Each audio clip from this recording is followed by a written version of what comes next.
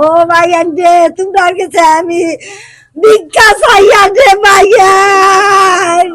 ভাইয়া তোমরা উচিত বিচার আমার করিয়া দিলাও রে ভাই।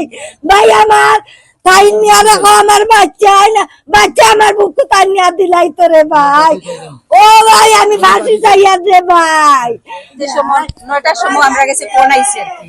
9টার সময় ফোন আওয়া বাদে আমি তাই না রুমে আসলাম, আমি আর বাবি আমরা দুইজন রুমের ভিতরে আসলাম। রুমের ভিতরে থাকা বাদে ওটা আমি ফোন দিছে আমাদের পাশের ঘরের একজন মহিলার গেছে, মানে আব্দুল সালাম জেনে তাইনোর বোর গেছে ফোন দিছে। আমরা গেছে আইনা দেওয়া বাদে কইরা আর কি তোমার ফুয়া হয়, কইরা আমার ফুয়া তো বাড়িয়া গেছে গি হতে আমার তারে একর লগে মনে হয় খেলার গেছে গি।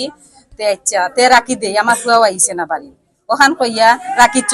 এর বাদে আমরা ফুড়ি না নি ওগরতনে আইয়া আমরা বারোরে ফুড়ি আইয়া কইরা আর কি আপনার আমরা গেছে আইয়া কইরা আর কি ও কথা কইরা ও চাচি তোমার ফুয়া পাশ লাগাই দিছে। ও আমরা দৌড়িয়া বাড়িয়া যাই, গিয়া দেখি কেন মাঝে 10-12 জন পুরুষ আছে আর বাড়ি অন্ধকার অবস্থায়।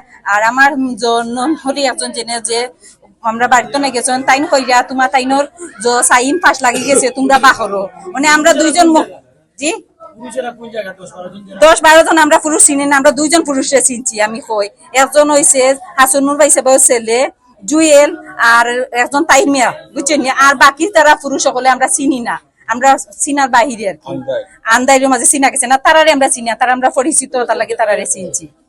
ও কারণে এই বাড়িতে কিছু বহিরাগত মানুষ আওয়া যাওয়া করে।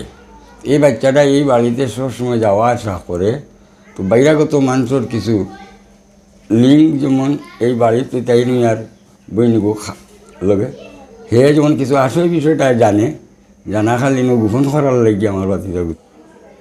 এই বাড়ির তাহির মিয়ার আমার বাড়াতনের প্রায় 2 একরের মাথা আমার বাড়ি উত্তর সাইডে, তার বাড়ির দক্ষিণ সাইডে আব্দুল মতিন হাজি আব্দুল মতিন মডেল একাডেমির কন্যা তার বাড়ি।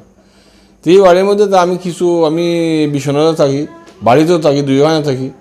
আমি মাঝে মধ্যে আসি, আসলে তো আমি সবসময় ওইটারে বুঝে একটু দেখি আমার যে আমার সাইডের যে বাড়িঘর আছে ওটা দেখাশোনা তাইলে আমি দেখি কেন কিছু মানুষ বা বহিরাগত কিছু মানুষও বাড়িতে সবসময় আওয়া দাওয়া এখানে কিছু রং তামসা আরও কিছু অনেক বুঝছেন লন্ডনী ফ্যামিলির বুঝছেন লন্ডনী ফ্যামিলির মানুষও সব সময় থাকে।